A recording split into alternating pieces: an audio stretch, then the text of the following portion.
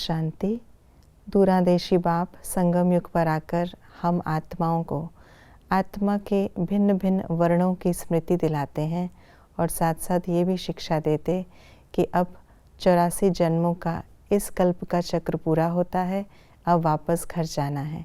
तो आइए रिवाइज करते हैं आज के 2 जून 2025 के मधुर महावाक्यों को। दूरादेशी बाप बच्चों को दूरादेशी बनाने के लिए कौन सा ज्ञान देते हैं? आत्मा कैसे चक्र में भिन्न भिन्न वर्णों में आती है? ज्ञान की बरसात किसके लिए है? जो ज्ञान सागर के साथ है।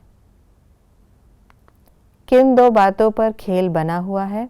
भारत की हार और भारत की जीत पर। शिव का मंदिर किसने बनाया है? जिसने पहले पहले भक्ति की है। पांडव कौन सा पुरुषार्थ करते हैं? स्वर्गवासी बनने के लिए जीते जी देह अभिमान से गलने का। जास्ती धारणा नहीं कर सकते तो क्या करना है? बाप को याद करते रहो। हमें किस बात की खुशी होनी चाहिए? बाप के पास आने की। पहली पहली बिरादरी किसकी है? ब्राह्मणों की। अमृत वेले क्या करना है? माया की बहानेबाजी छोड़ देना, मालिक बनना और अधिकार लेना, बाप के सर्व खजानों को अपना अनुभव करना, भाग्य विधाता से तकदीर की रेखा खिंचवा लेना, मन बुद्धि बाप के हवाले कर तख्त नशीन बन जाना। निरंतर आत्म अभिमानी बनने से क्या होता है? कर्मेंद्रियों के ऊपर संपूर्ण विजय होती, हर कर्मेंद्रिय सतो प्रधान स्वच्छ हो जाती, देह के पुराने संस्कार और संबंध से संपूर्ण मर्जीवा हो जाते।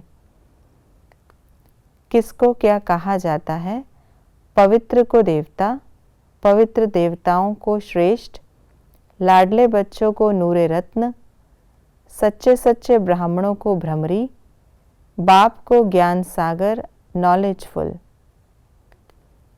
संगम युग में क्या होता है?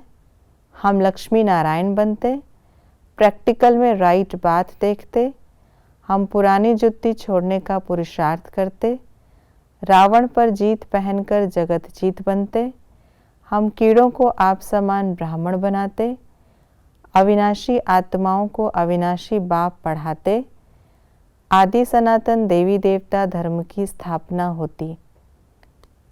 कुछ बातों के लिए बाबा ने बताया ऐसा क्यों है। मनुष्य अपने को देवता नहीं कह सकते क्योंकि पतित हैं। पहले पहले शिव बाबा के मंदिर बनते हैं क्योंकि भारत और सारी दुनिया की सेवा करते हैं। देवताओं को यह कहने की दरकार नहीं रहती कि हम इस धर्म के हैं क्योंकि वहाँ है ही एक धर्म।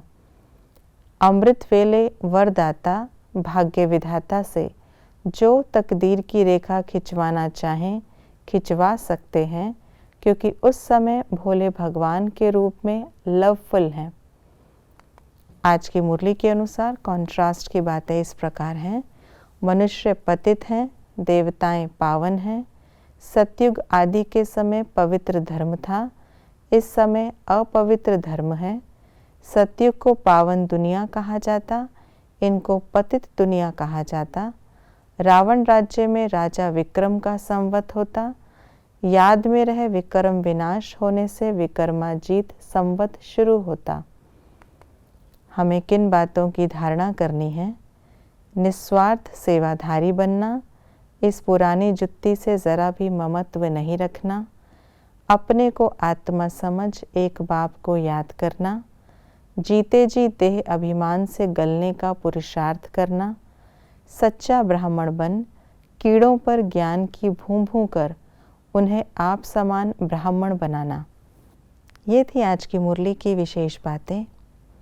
हमें इस पुरानी दुनिया की सभी बातों, देह के संबंधों, पदार्थों और संस्कारों से स्वयं को मुक्त करने के लिए अपने को आत्मा समझकर एक बाप को याद करने का अभ्यास करना है।